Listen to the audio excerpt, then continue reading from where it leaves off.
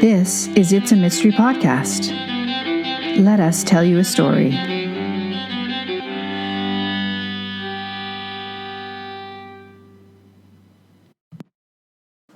Hello, mystery readers, and welcome to episode 73 of It's a Mystery Podcast. I'm mystery author Alexandra Amor, and also your host. And today I've got an interview and a reading for you from my fellow Canadian author, Mike Martin. He's going to read to us from his newest Sergeant Windflower mystery novel called Fire, Fog, and Water. And these are novels set in the town of Grand Bank on Newfoundland. Mike was on the show back in episode 45, and so after he does his reading, we talk a little bit about how Sergeant Windflower has evolved since I last spoke to Mike, how things have changed. We talk about where Mike's ideas come from, a few of the social issues that he tries to weave into his book. So it's a really interesting interview, and I think you'll enjoy that. So that's coming up very shortly. And it is Valentine's Day 2020 as I record this, and I'm giddy today because I finished writing the first draft of the next Freddie Lark mystery. So that mystery is going to be called Lark Underground, and there's lots of work to do yet. Of course, the first draft is just the very first step in writing a mystery novel or any novel. But it's sort of in the marathon that is writing a book. It's a nice mile marker on the road. It just feels like, one of the big preliminary steps is over, and there's weeks and weeks of work ahead of me, but that's okay. I feel like, I need to celebrate every little step along the way. So I'm thrilled about that. I'm thrilled about how the story has evolved. When I write anything, I sort of seem to start, and I'm sure this is true for many writers, start with a few grains of ideas, and then they really expand and grow and change, and new things come up, and new and interesting things come up, and I love that. I love that process of being creative. So it's been a joy, and I'm sure it will continue to be as I carry on, and I hope to release that book in probably April of 2020. Fingers crossed, everything goes along okay. And then the last thing I want to say before I send you off to listen to Mike's reading and interview is to give a huge shout out to my very first patron. So I'm sending a big love and a big hug to my dear friend Barbara Kirby, who is my very, very first patron for the show. So thank you, Barbara. I'm so appreciative. It really, really means a lot to me. And so if other listeners, if you'd like to support the show and be one of my co-creators here, you can go to patreon.com/It's a Mystery. Patreon is patreon.com/It's a Mystery. And for less than a quarter of the For less than a quarter of the cost of a glass of wine in a downtown restaurant, your support pays for some of my time and a bit of the hosting costs as well here too at the podcast, and I appreciate that so much. So once again, thank you, Barbara, and thank you everyone for listening. So here we are, or here's Mike Martin, and I'll talk to you next time. Bye. Hi, Mike. Thanks for being here with me on the show today. Hi, Alexander. Great to be here. Well, let me just reintroduce you to our audience. Mike's been here before. He was here on episode 45, but here's a little reminder. Mike Martin is the author of the Sergeant Windflower mystery series, and his most recent is called Fire, Fog, and Water, which is the 8th book in the series. A Long Ways from Home was shortlisted for the Bonnie Blythe Light Mystery Award as the best light mystery of the year, and Darkest Before Dawn won the 2018 Bonnie Blythe Award. Mike is currently chair of the board of the Crime Writers of Canada, a national organization promoting Canadian crime and mystery writers. He is also a member of Ottawa Independent Writers, Capital Crime Writers, and the Newfoundland Writers Guild. A freelance writer specializing in workplace and social policy issues, his first published book was Change the Things You Can, Dealing with Difficult People. Born in St. John's, Newfoundland, he now lives in Ottawa. Thanks so much for being with us again today, Mike. So you're going to read the first couple of chapters from Fire, Fog, and Water. So take it away whenever you're ready. Well, thank you very much. It's a great pleasure to be here again. And I am going to read the first introductory chapters of Fire, Fog, and Water. Chapter 1. Sergeant Windflower was not happy. That was unusual. Anybody who knew Windflower would say he was almost always happy. Today, though, anyone who saw him could tell he was certainly not happy. The funny thing is, if someone dared to ask him why he was so unhappy, he wouldn't have been able to say because even he didn't know. Everybody from his wife Sheila to his friends at work to Molly the cat, if she could talk that is, would tell you that he was not a happy man. The only ones that were exempt from his blistering wrath were Lady, his collie, and the joy of his life, little Amelia Louise. He started the day off fighting with Sheila, and that was unusual. He never fought with Sheila. She would say later that he picked the fight. He would say that it was already started, he just jumped in. None of that mattered. They fought, and some harsh words had been exchanged. Windflower left in a huff, something he never done before. He was still in that huff when he got to work at the RCMP detachment in Grand Bank. The rain, drizzle, and fog didn't help his mood either. It had been raining or drizzling or foggy every day that it hadn't snowed, which is every second day. He didn't know what made him matter, rain or snow, but he knew for sure that he was sun-starved, and he knew he was angry. Things didn't improve at work. His second-in-command, Corporal Eddie Tizard, got an earful for eating crackers in the lunchroom. He looked shocked and more than a little hurt when Windflower yelled at him. He was always eating in the lunchroom, and anywhere else he could get a snack, so what was the problem in doing that today? Constable Yvette Jones was next in line to feel Windflower's fury when she arrived at his office to ask for some leave so she could visit her boyfriend in Manitoba. "Didn't you just have some leave?" asked Windflower. "I did at Christmas, and it's only a few days over Easter," said Jones. "It's always a few days, then a few days more," Windflower snapped back. "Doesn't anyone care about anybody else around here anymore?" Jones felt like she was going to cry, and she never cried, when she was shooed out of Windflower's office. She passed Constable Rick Smithson, who was off duty, but had a requisition form in his hands, and was headed towards Windflower's office. "Not today," Jones suggested. "It's only to upgrade our printers," said Smithson, the resident tech expert. Jones shook her head. "I wouldn't." Smithson thought he knew better and walked into Windflower's office with his requisition. "What do you want?" demanded Windflower. "Don't be asking me to approve any more funding for your toys. That guy in Marystown is already screaming at me. Are you deliberately trying to get me into trouble?" Smithson started to mumble a response but gave up under the stony glare of his superior officer. "I'll come back tomorrow," he finally said. Windflower just scowled as the younger officer skunked out of his office. Jones was standing at the counter in the lunchroom when an ashen-looking Smithson came by. "Told you," she said. "I'm going home," was all Smithson said in response. "Me too," said Tizard. "I was just having a snack at the end of my shift when he started yelling at me. He's got a real bee in his bonnet." "More like a hornet's nest," said Jones. "I've never seen the boss like this." "Me either," said Tizard. "But he's got a kettle full of steam, and unless he figures out how to let go of it, he's going to blow." They were still commiserating when Betsy Malloy, the office administrative assistant, came into the room. "Lord alive, he's a cranky bones this morning," said Betsy. "I said good morning, and he just snarled." Minutes later, they heard Windflower stomp out of the Grand Bank RCMP detachment, and as they peered out the window, they saw his Jeep peeling away from the parking lot. Windflower arrived home, hoping to make some sort of peace with Sheila, but she and the baby had left. There was no note or indication about where they'd gone or how long they'd be.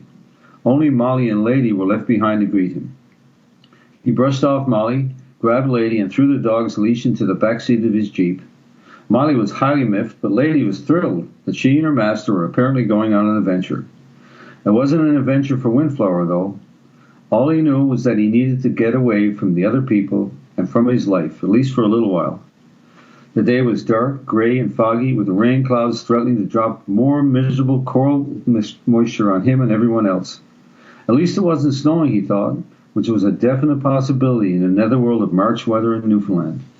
In fact, the last snow dump had melted away, leaving mini snowbanks of a crusty brown nature and pools of water that would linger around all day and turn into skating rinks during the night. Windflower needed to get out, breathe, and think. As a resident of Grand Bank, he could get close to nature pretty quickly when he needed to. That was a real blessing for him. His head was so muddled as he drove to the trail past the Grand Bank Clinic that all he could think about were problems with no solutions. There was trouble at home, trouble at work, even trouble at the beautiful old B&B, where springtime had revealed a massive leak in the roof. Luckily, they found it before it completely destroyed the lower levels of the building, and they managed to patch the roof. But that was a temporary measure. The whole roof would have to be repaired, and that was going to cost at least $10,000, which is a lot of money he and Sheila didn't have right now. Windflower parked the Jeep and let Lady out of the back. She was so happy she ran around the car 3 times before heading off to explore the area around them. Windflower smiled despite his mood. Maybe that's why he still got along with Lady. She was happy to be with him and just to be alive. The dog ran back to get him and to tell him what a wonderful day it was. At least that's what Windflower heard. "Okay, girl, let's go," he said, once he got his insulated runners from the back. He ran up the trail, followed close behind by Lady. He sprinted through the woods to the top of the hill and stopped at the lookout. He was out of breath but finally feeling wonderful with a runner's high that came from a lack of oxygen and a rapidly increased heart rate. He paused for a moment to take in the view of the town, partially obscured by a massive fog bank beginning its intrusion into Grand Bank. It was like it was eating the town alive, street by street and block by block. He was sure by the time he got to the bottom, the town would be completely consumed, just like his dark mood, now returning, was taking over his day. He gazed at Lady and then took off down the hill. It was a bit greasier on the descent because less snow had melted in this area of the trail. He slowed a little, but as he neared the bottom, it wasn't enough. He reached a precarious turn and felt one foot slide off into the distance in front of him. When he tried to correct, the other foot followed his partner, and his head and torso soon fell into step. Seconds later, he was sliding underneath the branches of the trees by the side of the trail and deeper into the wooded area. He stopped abruptly next to a large boulder buried under the snow. At least he thought it was a rock. He noticed it might be something different when Lady started sniffing and poking at it. "What is it, Lady?" he asked. "Did you find something?" He thought the dog may have uncovered a dead animal like a rabbit or a vole, but Lady's frantic digging told him it might be something bigger. He pulled himself up on his hands and knees and moved Lady aside. He started digging around the area where the dog had made an opening. At first he found a carpet, an old-style large rug that had been rolled up. As he managed to pull back more snow, he could see there appeared to be something inside it. He pushed back some of the carpet. At first he felt it. Then he gazed down at the human head, its hair frozen and matted with blood. Sergeant Windflower reached for his cell phone. Chapter 2. Windflower managed to crawl out of the bush and put Lady out with him. He didn't want her to interfere any more with what certainly looked like a crime scene. There was almost no way that a person could wrap themselves in an old carpet and slide in here alone. It sure looked like foul play, but that wasn't up to him to determine, at least not yet. He called it in to Betsy. Tizard and Jones were the first to arrive. Windflower showed them the body and barked at them to secure the scene. He walked down to his car to put Lady inside and to warm himself up. Then came the paramedics, and he briefed them about the location of the body. He let his officers deal with the body and investigation and drove back to his office. He stopped along the way to drop Lady off at the house. There was no sign of Sheila or little Amelia Louise, but Windflower reminded himself that wasn't particularly unusual. Sheila often had errands to run, messages she called them, and she was still the mayor of Grand Bank for a few more months until she returned to school part-time, a decision she had made just a couple of months ago. She wanted to eventually do a Master of Business Administration, but had to clear up her scholastic records and complete the course load for an old degree program she had started several years earlier but never finished. Windflower supported her. Yes, he was sure of that. But he had a nagging feeling in his gut about being left behind or out of place or maybe just plain angry. Molly got the brunt of his discomfort next. She approached in her gentle, pleading, feline way for some attention and stroking for her master. But she was met with a snarl and a definite no from Windflower. The cat slunk away to sulk and show the world how badly she had been treated. But since her world right now consisted only of Windflower and Lady, who had already curled up on her bed in the corner, it was fruitless. If cats could sigh, she sighed her loudest plaintive meow and went to her own corner of the kitchen. Lost in his dark mood, Windflower was oblivious to the cat's pain. He thought about writing Sheila a funny yet remorseful note, but couldn't think of anything except how he still was hurt from the morning fight somehow. He was in bad shape emotionally. Pitifully so, Uncle Frank would call it, sitting on his pity pot. Maybe he should call Frank, but that thought and the one to write Sheila a note vanished when his cell phone rang. It was his boss from Marystown, Acting Inspector Richard Raymond. He paused for a moment to collect himself before answering. Windflower. What's going on over there, Sergeant? Another dead body on your watch, said Raymond. Windflower wondered how he could know that. Did he have spies in Grand Bank watching him? Before he could test out that theory, Raymond continued. Your admin told me you were investigating a death near the clinic, he said. Yes, sir, said Windflower. I was out for a run this morning and happened to find a body in the brush near the trail. Dr. Sanjay is there now, I think, and I hope to have his preliminary report soon. Age, height, any strange markings? I don't know, sir. I didn't want to disturb the scene. There might be more evidence nearby. The acting inspector decided Windflower needed a policing one-on-one lesson. Getting the basic info doesn't disturb anything, said Raymond. We learned that at the academy, Sergeant. Time wasted in an investigation cannot be found again. Windflower thought about saying something smart in return, but decided to hold his tongue instead. That just left an opening for another salvo by his superior. Where does one get the time for a run in the middle of the day anyway? Maybe you have too much time on your hands over there in Grand Bank. I was thinking that maybe you could transfer one of your crew to headquarters. We have lots of work to keep us busy, said Raymond. Now Windflower was in serious trouble. He could actually feel his blood boil and the color in his face increase in intensity. He wanted so badly to tell the acting inspector exactly what he thought of him. But somehow his inner angel saved him. Sorry, sir, I have to go. I have another call. Maybe it's Dr. Sanjay. I'll send you a report tonight. Windflower closed the phone and looked around for something safe and soft to hit. His pets stayed in their corners and pretended he wasn't there. He paused, counted to 10, then counted to another 10. By the time he got to 50, his breathing was almost back to normal. He could even feel better enough to absent-mindedly rub Molly when she came back towards him. He took one long breath and left. He was on his way to his office when his Jeep seemed to take a turn of its own towards the Mug Up Cafe. The small restaurant was hot and full, but Windflower managed to get one last seat in the far end, away from the bustle of the morning. He ordered a coffee and muffin for Marie, the long-term waitress, and surveyed the scene in front of him. People were chatting and yelling and greeting each other like they hadn't seen one another in years. Yet Windflower knew they had likely had the same visit yesterday and the day before that. He nodded his thanks to Marie when she brought him his coffee and a warm blueberry muffin with butter. Morning, Sergeant, came a friendly and familiar voice as Windflower was digging into his muffin.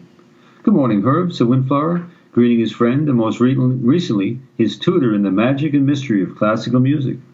How's Moira doing? She's coming along fine, said Studley, but it's made running this place a challenge till she gets back on her feet. That was a nasty fall. She's lucky she only broke her ankle. Don't tell her that, warned Studley. She's getting angry she can't get up and go like she used to. Can't say as I blame her. I guess that fate is awaiting all of us, but we have to maintain a good attitude. With mirth and laughter, let old wrinkles come. Windflower almost smiled at last quote. It was his cue to reply with a rich Shakespearean ditty of his own, but instead he gathered up the last crumbs of his muffin and drained his coffee mug. I have to get back, was all he said. Winston, are you okay? Asked Herb. I will be, said Windflower as he stood to leave. I'm here if you want to talk, said the other man. Windflower nodded and went to the cash to pay his bill. He waved goodbye to his friend who was still standing in the area near his table. That's 2 people who have offered help this morning, he mused out loud. I guess I'm not hiding what's going on with me very well. Maybe I should talk to somebody. That thought lasted until he opened the front door to the RCMP detachment and heard the screaming. Lovely. Oh, thanks so much, Mike. That was great. When I was reading your piece earlier today, my favorite line was about the town being eaten alive, street by street, by the fog. I just thought that was so beautiful. Well, it's certainly the story of Grand Bank and Newfoundland. It's the fog is everywhere, and when it comes, it just takes over everything.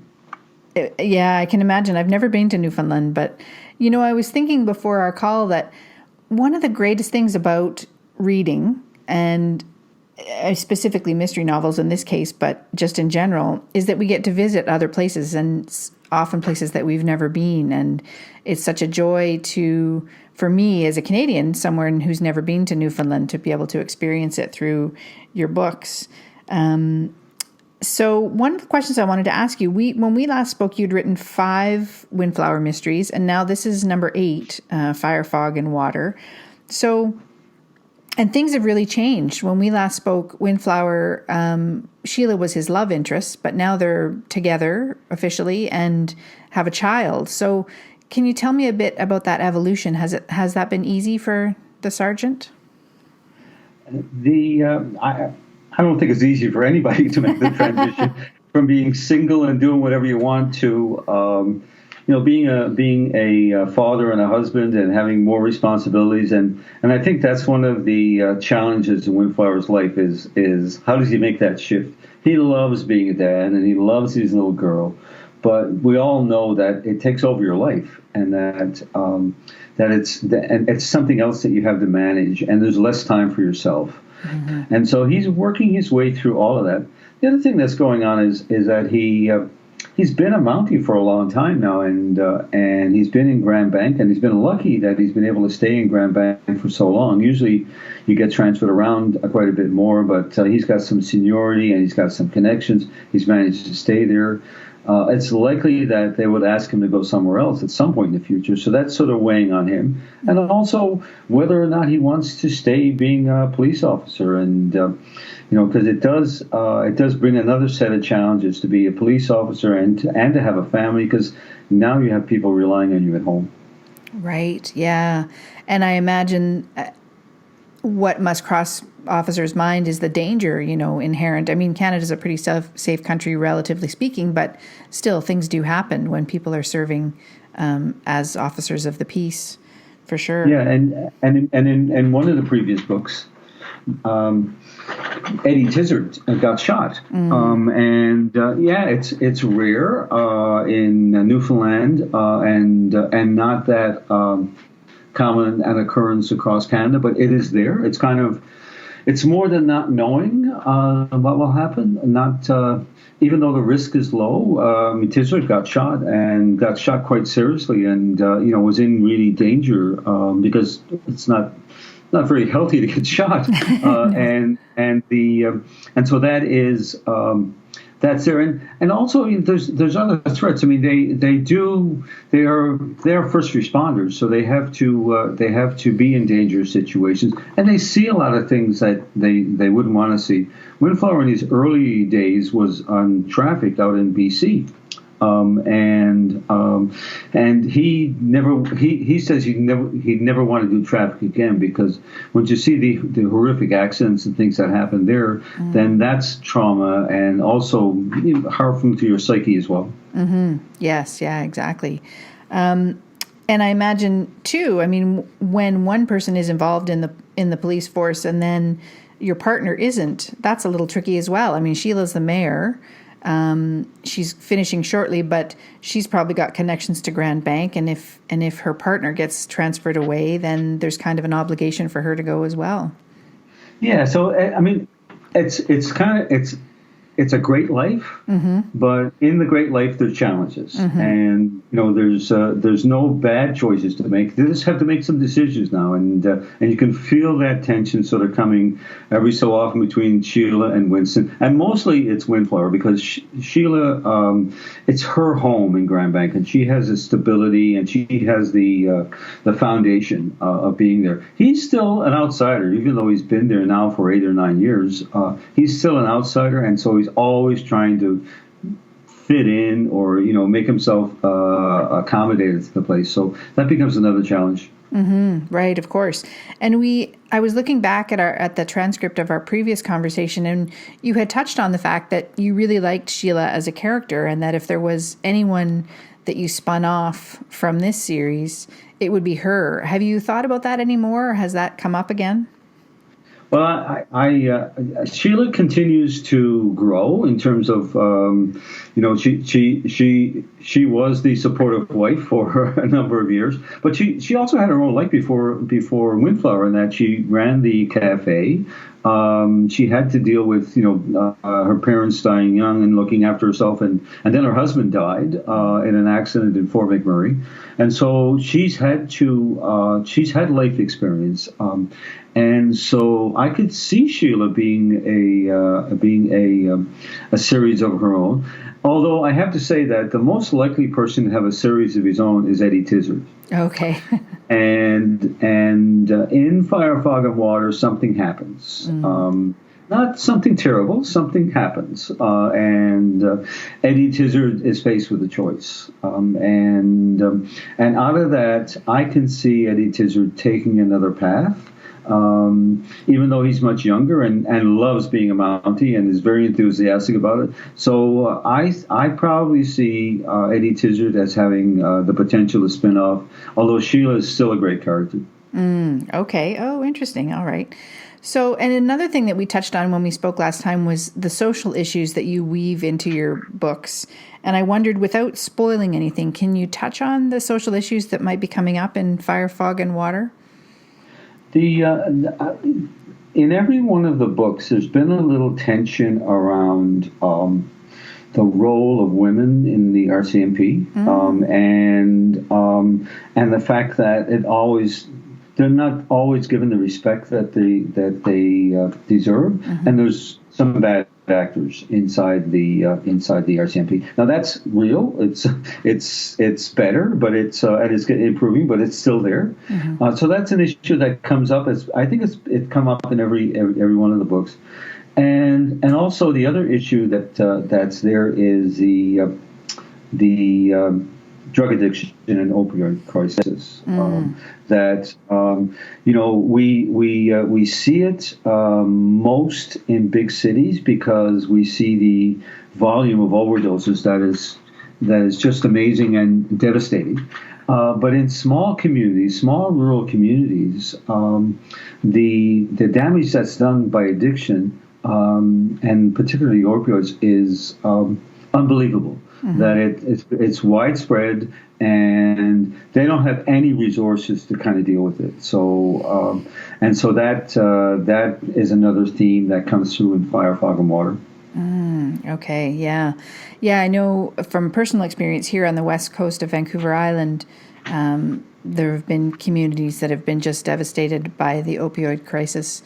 At times there have been more than 4 or 5 deaths in a very short period of time, like a couple of weeks. So it's just a horrific situation that's going on. And in a town of like 2,000 people, to have 50 people impacted, it's like that's overwhelming for all the resources, not just the police or the Justice Department, but the hospital and the medical center, and quite honestly, there's no treatment facilities. There's one in St. John's, and maybe 2 in St. John's now for all the eastern part of Newfoundland, and that's not dissimilar from any other place. So those things become really, really big issues for the community, and then all the crime that goes with it, because people steal and they do break and enters and all these things that happen around that. Right. I wonder, do you think that there's more pressure on police officers in smaller communities than in larger ones? I think that the scale is different, but that challenges are more. They have to be everything. Yeah.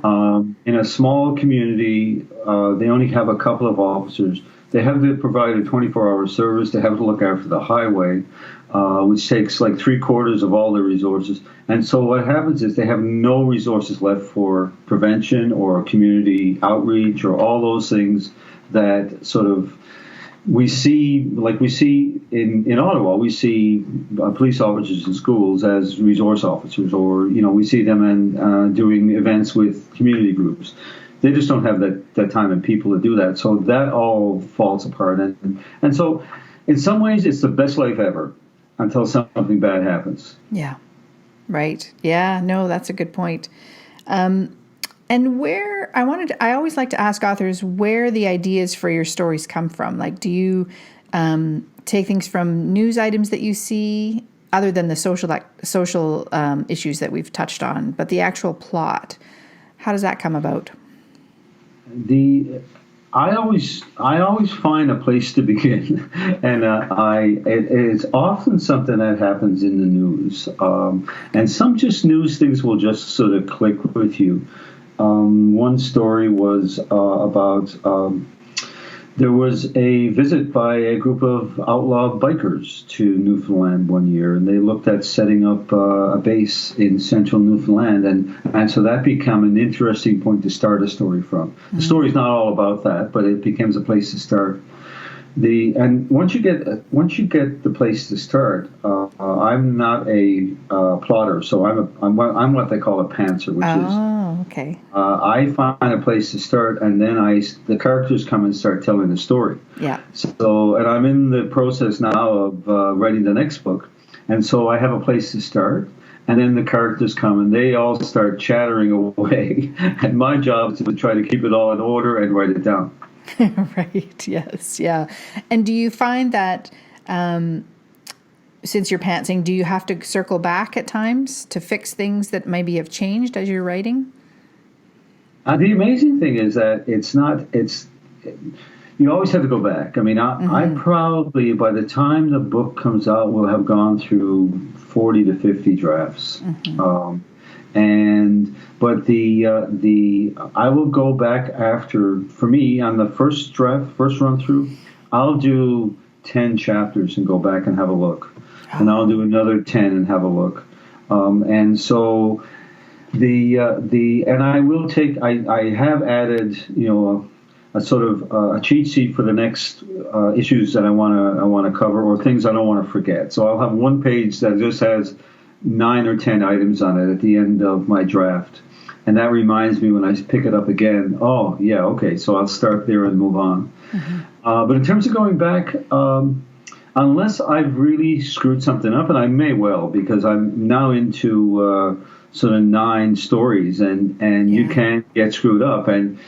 But I have a great editor, and I have great beta readers, and they've been with me through the whole series, and so they know the storyline, and so they come and they'll say, no, you can't do that, right? So because otherwise I'd probably be missing things all over the place. Yeah, somehow it's easier for readers to remember the details than for writers, I find. I find that the process of writing, the most exciting thing for me as a pantser is the story is there. I just can't get it out fast enough. I have to write and write and write because the story keeps coming, and I'm almost not really nice to be around when I'm thinking about it, because that's all I can think about. Right. Yeah. And so, do you know what the next one is going to be called yet? I do not. Okay. No, and I don't do a title till the book is done. Okay. And the title tends to come somewhere along the input from the beta readers, and by the time I'm getting ready to do a nice full draft, the title will come. Okay. And when do you expect that one to be out? Do you know yet? Roughly? My cycle now is that usually coming out in the fall, and I may do an extra book. I don't know. We'll see where it goes, because this one seems to be coming quickly, so there may be more. Mm-hmm. And the challenge of a book when you're writing it is, where do you stop? Yeah, that's right. And the best thing is it's a series, so you can start another story. You can start another storyline. Yeah. So, but I think this. If everything goes well, then Book 9 will be out in the fall of 2020. Great. Oh, that's good to hear. Well, this has been fantastic, Mike. Thanks for chatting with me again today. So why don't you let our listeners know where they can find out more about you and your books? Well, certainly on Facebook, on the Sergeant Windflower Mysteries. If you just search Sergeant Windflower Mysteries on Facebook, you can find out most of what's going on with me and the books and activities. There's also I have a website, www.sergeantwindflowermysteries.com. Great. And That's all one word. Once again, if you search Sergeant Windflower Mysteries, that should come up in your Google search. And that's more of a blog, so that, all the past information is there, including where to buy the books, and which is just about everywhere. But also, current activities or interesting things I'm up to. I don't post a blog every week, but I do a couple of months, something like that. Great. So those are the places where people can sort of track my activities. Right. Okay, good. Well, that's fantastic. Thanks again, Mike, for speaking with me today. Thank you, Alexander. It's been my pleasure. Take care. Thank you for listening.